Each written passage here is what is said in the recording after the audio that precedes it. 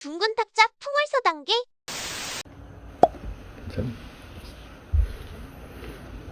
보자. 드디어 이수가 중학교 내용을 보게 됐군요.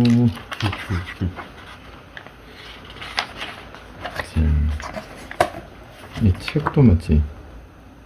새로 샀는데 다 구겨져서 왔어. 그러게. 뭐 다른 거 따로 주지도. 그러게. 이제 초등학교 때 우리 할 때부터도 중학교, 고등학교 생각을 하면서 표현이나 표기나 이런 거라도 그런 걸 맞춰서 하려 했는데 내용들이 뭐가 있는지 그리고 조금이라도 연습이 돼 있는 좀 익숙한 표현들이 있는지 한번 볼까? 아주 뭐 기본적으로 우리가 내용을 선행을 한 적은 없지만 그래도 생각을 하고 그 다음에 표기를 하고 하는 게 중학교, 고등학교에 맞춰서 하려고 했으니까 맞지? 표현만이라도 우리가 익숙한 게 있으면 아무래도 공부하기 편하겠지. 처음에 내용 한번 볼까? 소인수분해, 소인수분해. 최대 공약수, 최소 공배수 이거는 배운 거지. 나왔던 그렇지. 그게 이전에 배운 거랑 어떻게 다른지 한번 미리 볼까?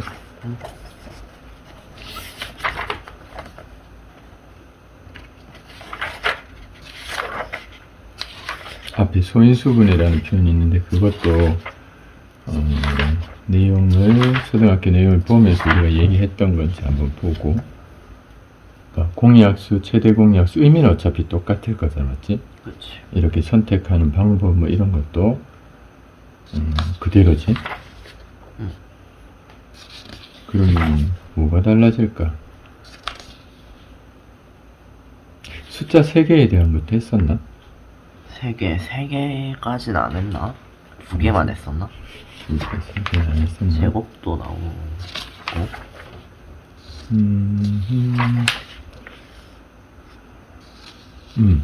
활용 같은 표현들도 어차피 말의 표현 같은 거는 톱니바퀴 초등학교 때 나오는 표현하고 별로 많이 차이는 없지. 근데 질문의 길이 그 다음에 조금 더 해석을 요구하는 표현들 문제 중에 이게 최대나 최소에 대한 표현에 직접적인 언급이 없는 거 그러니까 우리가 해석을 하면서 어떤 의도를 묻는 거나 이런 걸 찾아야 되는 거 이런 것들은 계속 섞여 나올 거고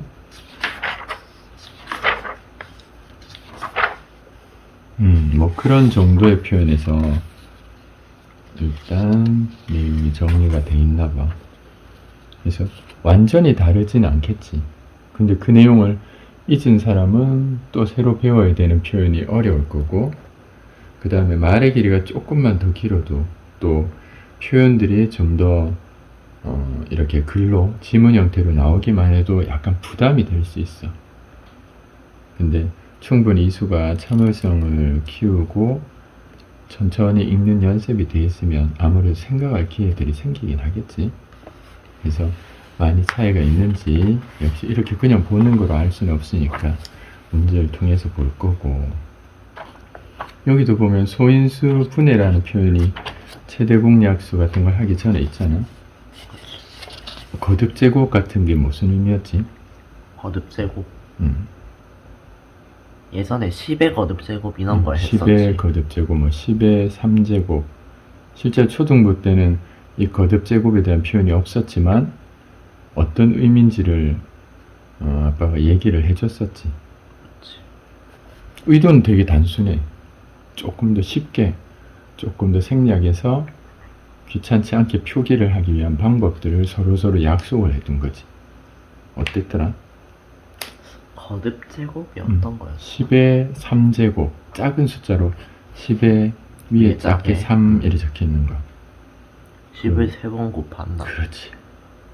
위에 적혀 있는 여기 5의 3제곱 이런 이 3, 작은 3은 5를 3번 곱할 거야. 근데 5 곱하기 5 곱하기 5 하고 표기하기가 귀찮으니까 그냥 5를 3번 곱한다는 뜻으로 3제곱 이런 식으로 썼다는 거지. 그래서 실제로 5의 3제곱이라는 건 5 3번 곱하면 25, 또 5를 곱하면 125, 그냥 125 쓸 수도 있는데 다른 어떤 여러 가지 상황들을 확인하기 위해서 그런 표기들이 필요할 수 있으니까 아마 이런 걸 썼을 거야. 더 많이 드러나는 건 문자 같은 거 있지? A가 3번 곱해져 있어 하면 A에 3제곱. 그렇지 3제곱, 3제곱 이런 식으로 표기를 할 거야. 그게 나중에 방정식 같은 걸 하거나 몇 차 함수, 몇 차 방정식 하면 x가 2번 곱해져 있으면 x에 2제곱 이런 식으로 쓰겠지. 그렇지. 그런 표기가 필요하니까. 아, 숫자 그냥 5에 3제곱 125라고 쓰지 왜 3제곱 썼어? 문자의 표기도 필요하고 연관성을 찾기 위해서도 우리는 그런 뭐랄까 줄임 표현에 대한 걸 알아야 돼서 이렇게 쓰는 거. 이런 것도 정수, 유리수 이제 숫자에 대한 개념이 조금 더 정확해지고 또 전달을 하면서 수의 그 체계 범위를 넓혀 가려고 해. 우리가 고등부까지 배우는 수의 체계 중에 제일 큰 거 혹시 그냥 지나치듯 말했던 거 생각나? 고등부까지? 생각나는 거 여러 개 한번 말해봐. 자연수, 자연수, 뭐 소수, 소수, 분수, 분수, 음수, 양수 이런 거는. 음수, 양수, 그 다음에 여기 나온 정수, 유리수. 유리수,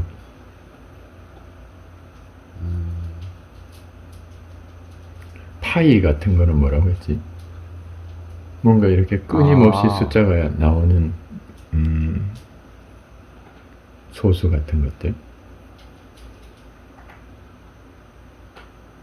유리수하고 구분해서 무리수? 무리수 그런 걸 다 통틀어서 실제로 우리가 표기하고 사용을 할 수 있는 수. 실수 그런 표현을 썼었지. 물론 언급되지 않았지만 이렇게 자연수에 대한 거나 정수, 그 다음에 지금 여러 가지 표현했던 분수부터 쭉 아울러서 유리수, 또 유리수와 구분되는 무리수, 그런 거에 대한 명칭 같은 걸 계속 자연히 이수가 듣고 지금 하고 있는 자연수, 소수 정도는 인식이 될 수 있게 하려고 그것과 구분되는 표현을 아빠가 계속 이렇게 말을 해줬었지. 그래서 그거를 고등부까지 가면 실수와 또 비교되는 허수, 그걸 전체 포함해서 복소수라는 표현까지를 배울 거야. 지금은 정수, 유리수 정도를 배우나 봐. 이거 왜 그때 자연수 이걸 하면서 뭐 음수, 양수, 그 부호를 포함하고 있는 정수랑 또 분수, 또 소수 같은 표현에 유리수, 무리수를 왜 구분했지? 그걸 꼭 알게 하려고 말을 했던 게 아니었지. 왜 그랬더라?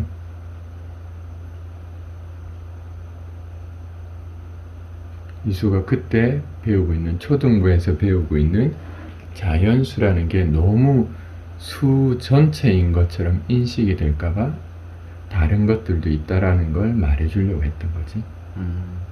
왜냐면 처음에 받는 이미지가 우리 오리가 처음 본 동물을 자기 엄마로 알고 쫓아간다고 하잖아. 물론 그것도 사실인지 모르겠지만 듣는 얘기로는. 그래서 그런 것처럼 우리 머릿속에 각인되는 이미지 같은 거, 처음 이미지는 정말 쉽게 자리를 잡고 굉장히 오래 가. 그래서 자연수라는 것에 대한 정의가 없는 상태에서 또 뭐랄까 구분되는 표현에 대한 수체계에 대한 언급이 없는 상태에서 보다 보면 나중에 중학교 때, 더 멀리 고등학교 때도 이 자연수라는 게 너무 머릿속에 많이 자리 잡고 있으니까 숫자에 대한 표현의 체계, 그 범위가 넓지 못한 학생들이 되게 많아. 그러니까 그런 걸 노려서 출제자들이 문제를 낸단 말이야. 알려준 거와 비교되는 알려지지 않은 거, 사실은 우리가 알 수 있었던 거, 그걸 출제자들은 알아. 그래서 그걸 노려서 문제를 내는 거지. 근데 대부분 내가 배운 거에 대한 게 정확한 것 같지만 그것과 다른 배우지 않은 거, 알 수 있었던 거, 언급되진 않았지만 어쩌면 생각해야 되는 거, 비교되는 대상, 그런 거에 대한 언급이 없어서 우리가 아는 것에 대한 게 정확치 않은 경우도 많거든. 이미지도 너무 뿌리 깊게 자리를 잡아서 다른 걸 비교해서 넣거나 또 수정을 하거나 심할 땐 교정을 해서 바꿔야 되는 그걸 잘 못할 때가 많아. 그래서 이런 언급들을 계속 이수가 들을 수 있게 말을 했다 맞지? 근데 이제 그런 거에 대해서 이제 배우게 되나 봐. 그 명칭만이라도 어색하진 않아서 다행히 푸는데 어렵진 않을 것 같아. 절대값. 절대값이라는 건 그냥 그 수의 크기만 나타내는 거야. 이게 무슨 말일까? 수의 크기만? 그럼 크기 말고 뭐가 있어? 더 뭐가 있는 건가? 수의 크기라는 거는 2면 2, 3이면 3이야. 100이면 100. 단위? 단위?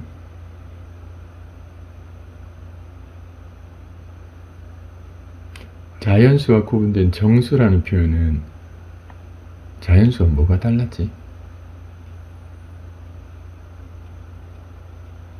차분히 예전 들은 것 정도만이라도 한번 기억을 해봐. 이제부터는 조금씩 시험을 위해서 기억하고 오랫동안 유지하는 것도 되게 중요하거든. 정수? 정수. 뭐가 달랐을까 자연수랑?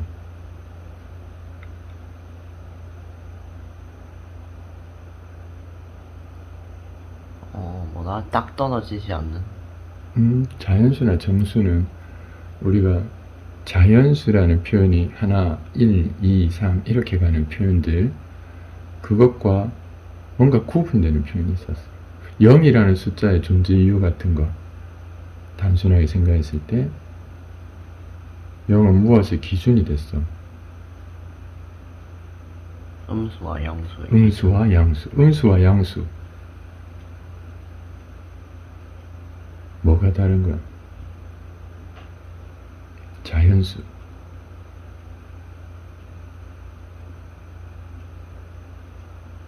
음수라고 말하고 양수라고 말할 수 있었던 이유가 되는 건 0보다 크고 작은. 그걸 어떤 표현을 통해서, 표기를 통해서 썼지? 더하기 빼기. 부호로. 그치. 그렇지. 플러스 마이너스 같은 표현의 부호를 통해서 그 부호를 제외한 크기만을 나타낸 게 절대값이야. 수의 절대값. 그러니까 우리가 마이너스 5 이렇게 하면 크기만 나타내면, 뭐 길이만 나타내면 이 표현이 더 쉬울까? 5라는 것과 길이 같은, 그때 우리도 표기할 때 음수, 양수 표현하면서 이 수직선 같은 거 했지? 자연수, 양의 방향으로 0에서부터 길이를 표현해서 크기를 나타냈어. 2라는 숫자와 마이너스 2라는 숫자는 일단 0에서부터 길이, 거리는 같은, 그치. 크기는 같은 거지. 근데 대신 부호가 다른 상태였잖아. 그래서 부호가 다른 마이너스 2라는 표현에 절대값 기호라는 걸 나중에 볼 거야. 줄 이렇게 그어놓은 거, 이렇게. 줄 이렇게 두 개 양쪽으로 그어놓은 거. 정의야. 약속을 한 거지. 무슨 가우스 기호, 무슨 기호 이런 거는 내가 의미를 담아서 정의를 해둔 거야. 약속을 해둔 거야. 이 상태의 의미로 표기할 거야. 근데 그걸 내가 표현을 쓰기가 조금 그러니까 그냥 의미를 담아서 이 작대기 두 개는 이 안에 있는 숫자의 크기만을 나타내는 거로 할게. 부호는 신경 쓰지 말고 뭐 이런 의도로 말하는 거지. 그래서 사칙 연산에 더하기, 빼기, 곱하기, 나누기 뭐 이런 것들 있지. 그런 걸 제외한 나머지 기호들은 대부분 그냥 약속을 한 거야. 그래서 의미가 담겨 있는 거지. 그런 기호가 없어져야 연산을 할 수 있어. 그중 하나가 이제 절대값 기호라는 거예요. 크기만 나타내는 부호를 제외한. 그럼 이제 그걸로 인해서 또 물을 수 있는 게 여러 가지가 생기겠지. 자, 더 어쩌면 이수한테 익숙할 수 있는 표현들이 나왔어. 문자와 식, 1차 방정식. 방정식이 뭐라고 했는지 생각나?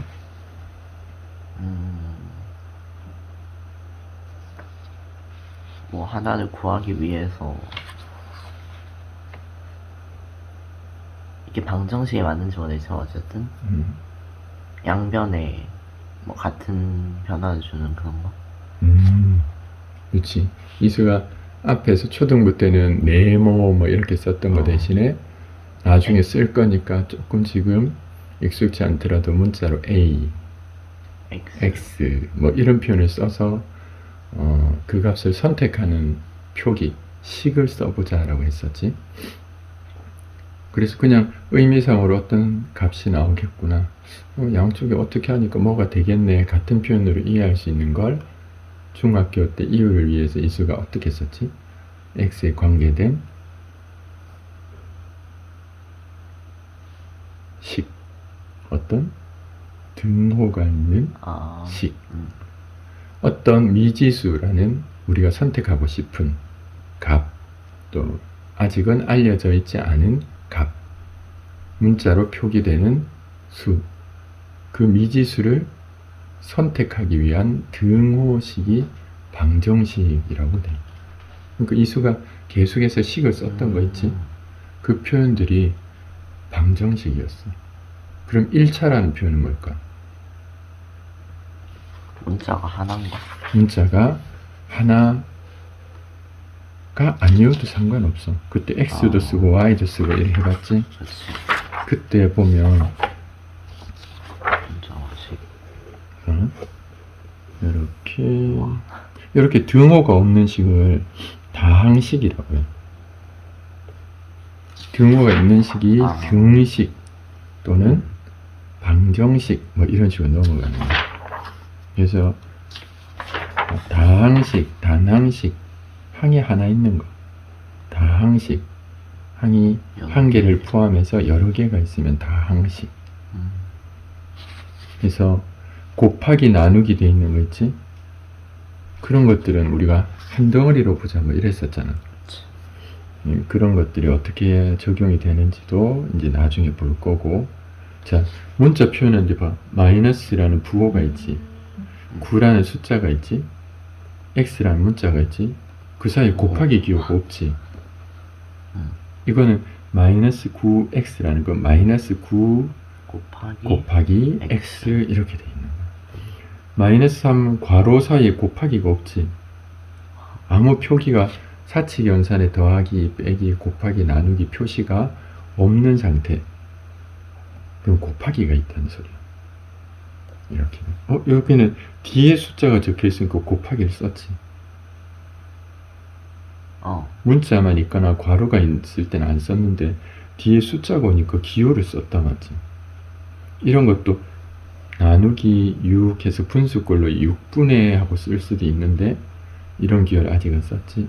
조금 있으면 점점 이런 표현조차도 안 쓸 거야. 나누기 기호나 이런 것도. 이런 것조차 여기 5분의 4가 앞에 왔다. 그럼 5분의 4 곱하기 기호 잘 안 써. 그게 이제 점점 우리가 하는 수학의 바탕이 될 거고, 그거에 조금씩 익숙해지게끔 이제 아마 진행을 해놨을 거야. 근데 그런 걸 앞에서 같은 표현이지만 말로 할 수 있는 걸 이수는 수식으로 써보려고 노력을 했지. 그게 머릿속에 조금이라도 남아있으면 똑같이 시간을 들여서 또 봐야 되겠지만 좀 익숙해진 상태로 시작을 할 수 있을 수도 있어. 그러려고 우리는 조금씩 연습을 한 거니까. 내용은 하나도 모르고 지금 처음 보는 거지만 그 표현 방법들은 어쩌면 이수가 미리 알게 된 걸 수도 있지.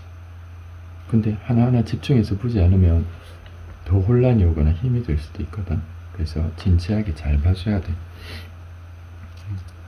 그래서 이런 표현에서 보면은 1차라는 표현이 뭐냐면 문자 있지? 구하려는 문자. 그게 아까 x의 제곱하면 뭐라고? x가 x가 몇 번 곱해져 있다. 2번 곱해져 있는. 그게 그냥 2차. 제곱. x의 세제곱 3번 곱해져 있는 3차. 문자의 제곱수가 몇 개냐에 따라서 4제곱하면 4차. 그래서 x라는 문자 또는 y라는 문자가 나올 때 그거의 지수라고 하는 아까 거듭 제곱이 적히는 위치 있지? 작은 글자, 숫자. 거기에 아무것도 없는 상태. 그게 1인 상태인데 그때 1차라고 하는 거야. 이런 거 봐. 몇 차? 2차. 2차. 이렇게 되는 거지. 그래서 1차 방정식 하면 문자가 곱해진 게 하나만 있는 상태를 말해. 그래서 이렇게 넘어간 방정식이 돼 있는데 등호로 되어 있는 이런 거에 풀이 방법들이 이렇게 나와 있는데 어쩜 이수가 봤던 거네 싶을 수 있어. 자, 이런 거 x를 구할 수 있겠어? 얘는 5 곱하기 x x가 5개 있다 x가 7개 있다 뭐 이런 표현이나 똑같지. 바로 마시고 종이 없겠다. 그러니까 이런 거를 우리가 배운 것들 표현으로 7개의 x와 5개의 x 문자를 구하려면 한쪽에 문자가 있고 나머지 쪽에 숫자가 있게 해주는 게 좋다고 했지? 이수 저거 바로 풀 수 있겠어?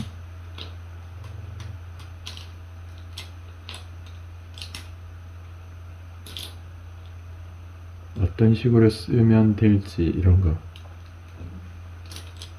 x를 모으고 싶어. 이거 아직 배우지도 않았고 연습도 안 된 거지만 혹시 표기를 할 수 있는지 한번 써볼까? 뭘 표현으로 쓸까?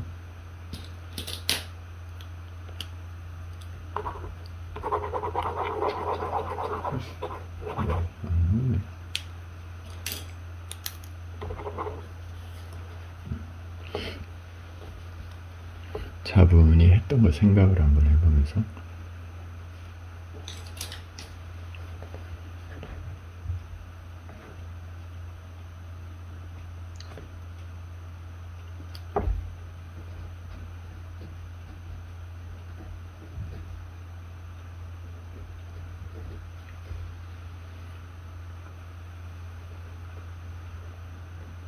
x가 있는 항을 한쪽 편으로 모으고 싶어.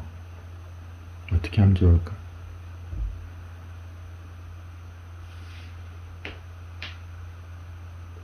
그냥 지금까지 아는 표현으로 가만히 생각을 한번 해볼게.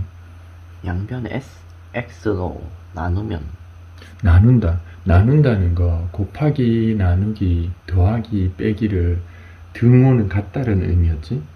양쪽에 적용하려면 어떻게 해야 돼? 전체에다가 적용을 해야 되잖아? 그럼 나누면 6도 나눠야 되잖아. 그렇네. 그럼 그렇지. 한쪽에 있는 그러면 없앤다고 생각을 하는 거야. 예를 들어 5x를 없애고 싶어.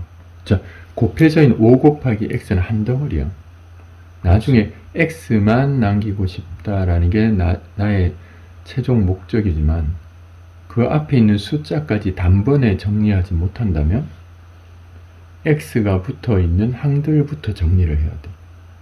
5x는 x가 5개, 우변에 있는 7x는 x가 7개. 그럼 그거부터 일단 정리를 해줬으면 좋겠어.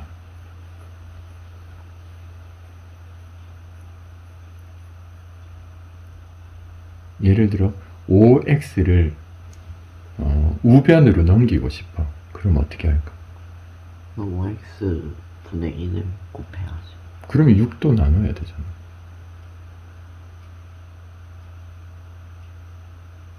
5x를 빼. 양변에. 그러면은 한 번에 빼기 5x 빼기 5x 쓰면 되네. 그러면 좌변은 어떻게 되지? 5x를 뺐으니까 좌변부터. 좌변 없지. 그럼 0이 될 거고 써볼까? 쓰면 0을 아직 안 익숙할 수도 있지만 7x는 7 곱하기 x. 그냥 7x 이제 쓰면 돼. 바로 계산 안 해도 돼. 일단 표기하는 것부터 연습을 하는 거지. 빼기 5x. 그렇지. 빼기 5x라는 것도 음수를 생각하면 마이너스 5 곱하기 x 된 걸 더해놨다 생각할 수도 있고, 빼기로 생각하면 빼기 양수 5 곱하기 x를 뺀 걸 수도 있고, 이건 나중에 우리가 계산을 하면서 생각하는 거. 7x와 5x를 정리를 하면 어떻게 될까? 그럼 2x. 그렇지. x가 7개 있고 x가 5개 있는데 5개를 뺐으니까 2개가 남아있다는 거지. 2x. 그런 것도 나중에 어떤 명칭들을 통해서 이제 배울 거야. 조만간. 그럼 정리하면 0은 2x 더하기 6이야. 그래서 이제 x는 정리가 됐잖아. 정리라는 건 하나만 남는다는 소리야. 아까는 위에도 5x, x가 있고 7x, x가 있었지? 그치. 그러면 우리가 뭔가 값을 선택하기 힘들었는데 이제 x가 하나만 남게끔 정리를 했지. 나중에 이렇게 돼 있는 항을 동류항이라고 하고, 그걸 정리하는 걸 동류항 정리, 이런 식으로 배울 거야.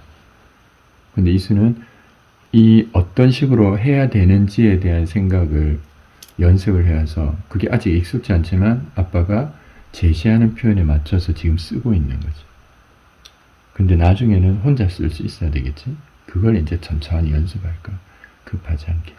자, 그럼 x만 남기고 싶어. 그럼 6은 반대편 넘겨주고 싶어. 어떻게 할까? 6을 빼면 되지. 그럼 양변에 동시에 빼주면, 그럼 얘는 마이너스 6. 그렇지. 빼기 6에 앞에 거 아무것도 뺄 게 없는데 상관없어. 음수라는 표현이에요. 그것도 역시 처음에 하면서 천천히 배울 거야. 이수가 들은 게 있어서 알고 있다. 그거는 이걸 다시 배울 때 조금 더 익숙하고 쉬울 수 있겠지만, 충분히 그 기초부터 아빠는 전달할 거고, 또 이수는 그걸 처음 배우는 것처럼 정확히 머릿속에 입력을 시키는 과정을 해야 돼. 알겠지? 쉽다고 일찍 넘어가잖아? 그러면 금세 까먹거나 이럴 수도 있어.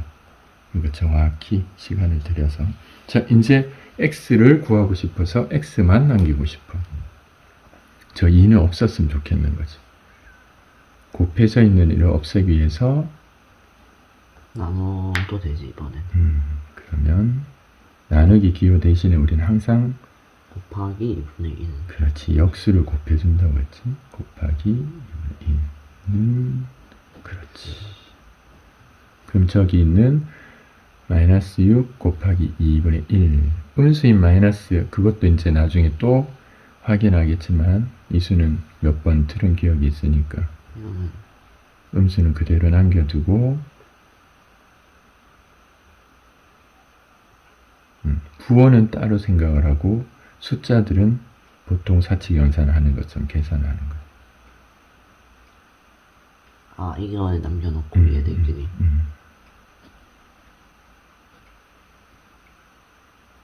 이렇게? 그렇지. 그럼 x는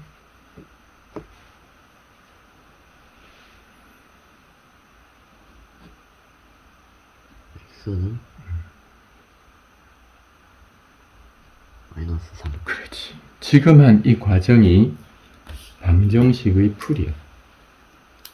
방정식의 해, 미지수의 값을 뭐라고 하냐면 해 또는 근 이런 식으로 말하는데, 해를 구하시오. 여기 보면 해 이런 말 있지. 해를 구하시오. 방정식을 풀어라. 이런 표현들이 저 미지수의 값을 선택하는 거고, 지금 이 수가 한 이 과정의 가장 일반적이고 기본이 되는 풀이 방법이에요. 자, 근데 좌우변에 대한 x항을 남기기 위해서, 예를 들어 여기서 7x를 넘겨서 표기를 했다면 뭐라고 써야 되는지 확인할 수 있겠어? 좌변에다가 7x를 넘겨. 7x를 우변의 7x를 없애고 싶어. 그래서 양변에 빼기 7x를 했다. 그럼 좌변에다 뭐라고 쓸까? 이렇게. 는 그렇지. 그러면 좌변은 정리하면 어떻게 써?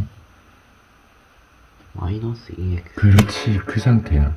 숫자끼리 계산을 하는데 같은 x가 5개 있고 7개 있어. 근데 이제 크기와 또 부호까지도 생각을 하게 되니까 음수인 마이너스 7이 아까 우리 배운 내용을 잠깐 얘기하면 배우지 않았지만 아직 절대값이라는 표현이 있었지.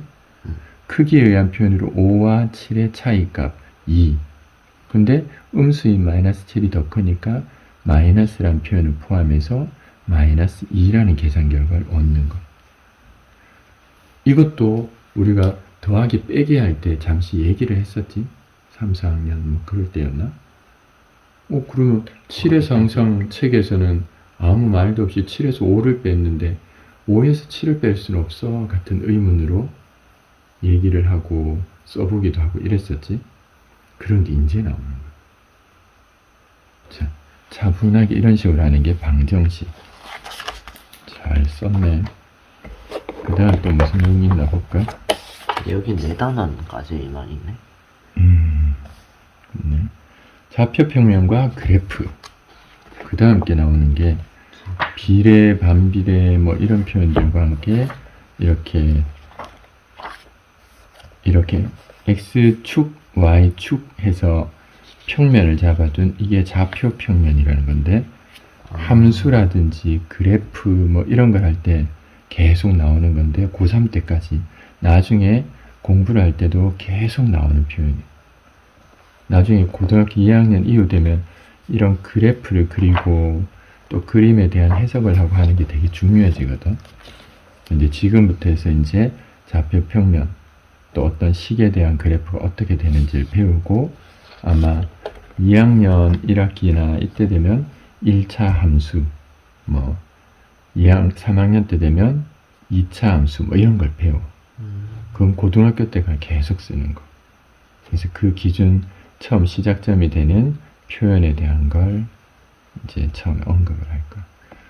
그러면 1학년 1학기, 2학년 1학기, 3학년 1학기는 이렇게 어떤 수라든지 그 다음에 방정식이라든지 함수라든지 그래프에 대한 표현을 배우고 2학기 때는 그것과 구분되는 기하, 그러니까 도형에 대한 거나 확률, 뭐 통계 같은 어떤 경우의 수, 뭐 이런 걸 위주로. 그 다음에 삼각 B라고 하는 삼각 함수라고 하는 게 있어. 그때 피타고라스 뭐 이런 거 말한 거 있지. 삼각형에서 얻을 수 있었던 어떤 관계 같은 걸 뭐 각에 대한 표현이나 뭐 이런 걸 통해서 배울 거.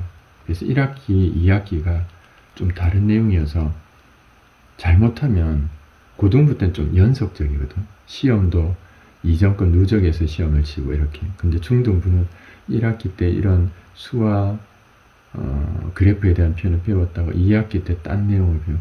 도형에 대한 거.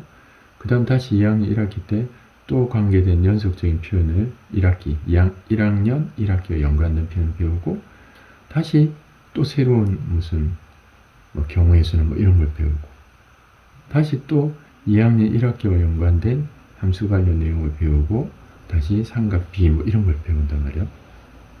그래서 이게 연속성이 좀 끊어지거나 이럴 수 있어. 근데 그러다 보니까 고등학교 올라가면 중학교에서 배운 1학기 내용들을 거의 순차적으로 이렇게 배우게 되는데 다 까먹고 새롭게 배우는 것처럼 하는 학생들도 꽤 많아.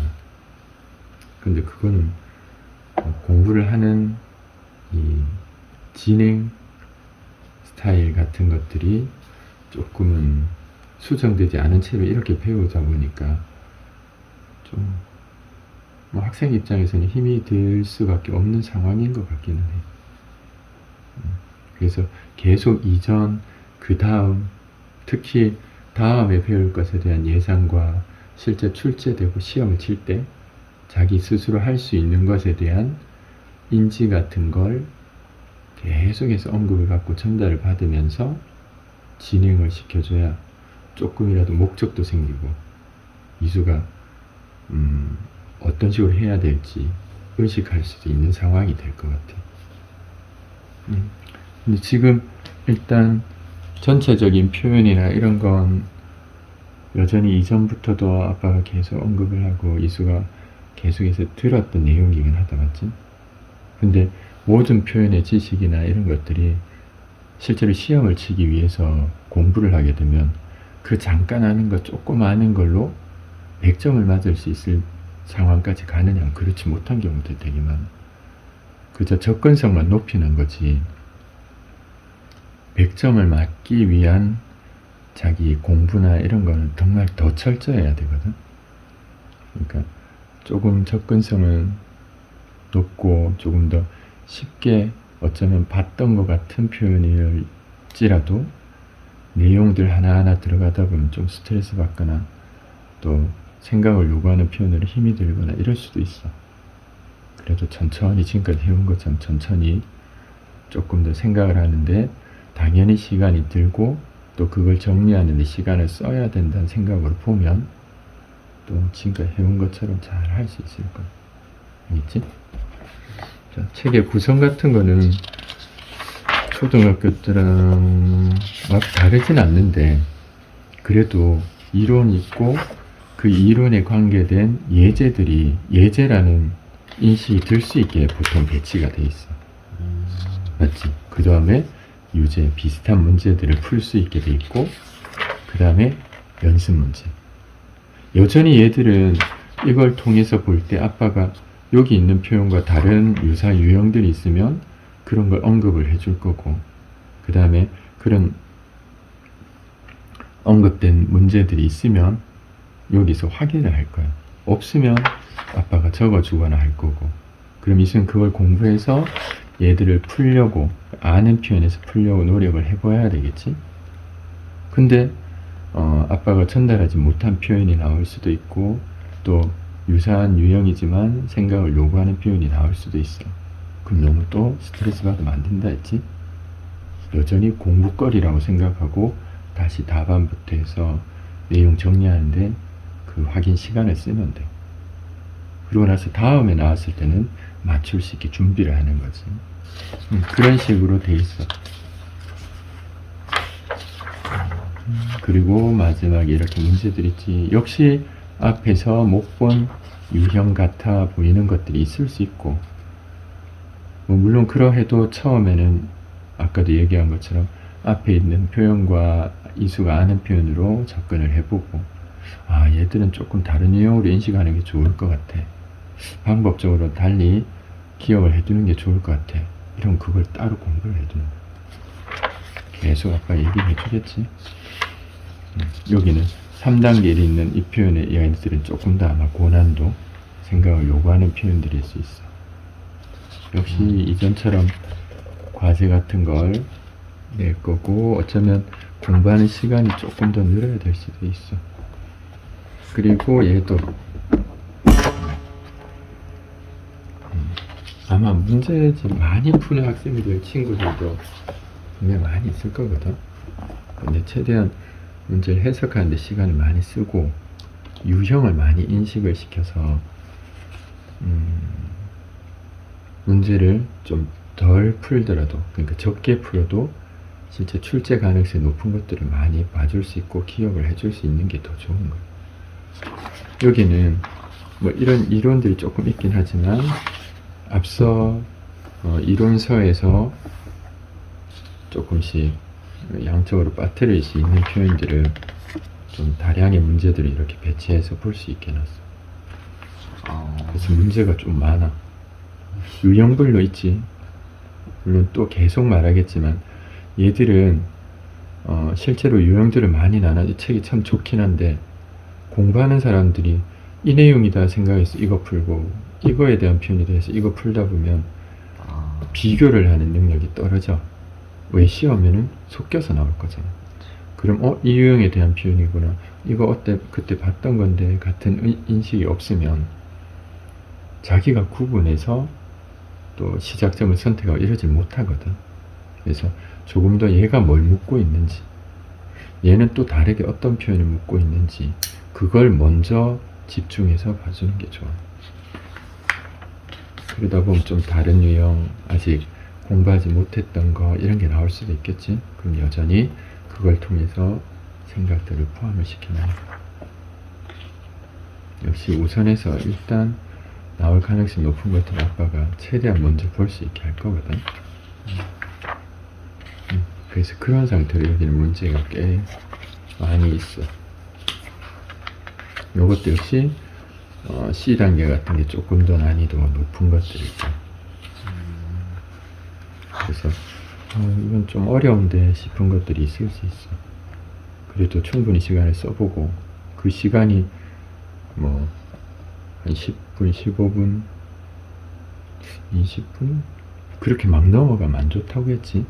그때는 아직 내 머릿속에 얘들에 대한 정보가 없거나 있는데 조합할 수 있는 기회가 없었거나 이럴 가능성이 높으니까 또 참고를 해서 듣고, 또 그 다음 시간에 표기를 해놨거나 했을 때 사이사이마다 아빠랑 볼 수 있으면 해결을 하겠지만, 아니면 다음 시간이 됐을 때 이수가 질문을 하고 또 그걸 해결할 수 있는 시간을 쓰면 돼. 그 전에 과제를 할 때 충분히 생각할 수 있고 뭘 질문할지만 정리해 놓기만 해도 돼.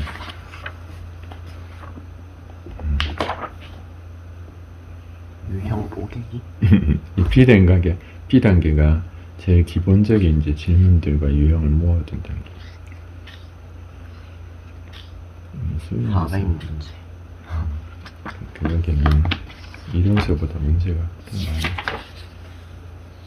그런 상태로 돼 있어. 그래서 다음 시간부터는 내용부터 조금씩 진행을 할 거고. 알겠지?